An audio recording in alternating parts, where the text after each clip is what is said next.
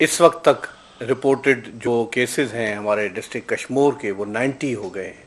آج کے اس وقت تک ڈیٹ کے 90 کیسز پازیٹیو ہیں، اور ہمارے ڈسٹرکٹ کشمور میں وہ کیسز ان کو ہم نے آئسولیشن میں رکھا ہے.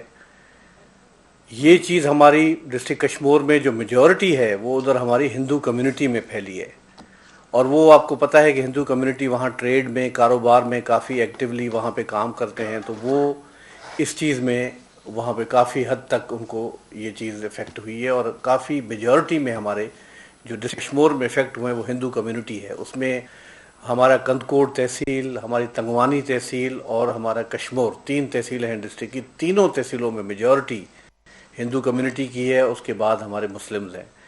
تو ہم سب کو اس وقت ان کو ہم نے آئسولیشن میں رکھا ہے.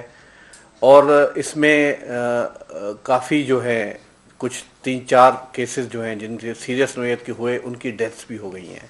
اس کے ساتھ ساتھ ہمارا جیکوبار ڈسٹرکٹ ایڈجوائننگ ہے، وہاں پہ ٹھل تحصیل میں ادھر بھی کافی کیسز ہوئے ہیں. ادھر ہمارے ایم پی اے ڈاکٹر سوراب خان سرکی صاحب، ان کو بھی کرونا پازیٹیو آ گیا ہے، ان کے بھائی کو اور ان کی فیملی ممبرز کو بھی پازیٹیو ہے. میری دعا ہے کہ وہ جلد سے صحتیاب ہوں.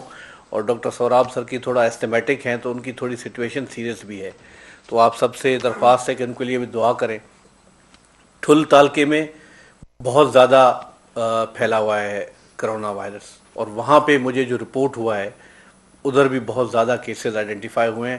ایسے بھی کچھ کیسز ہیں جن کو ابھی تک ہم نے ٹیسٹ نہیں کیا، اور وہ ابھی تک وہاں پہ فیسلٹی مہیا نہیں ہوئی ہے.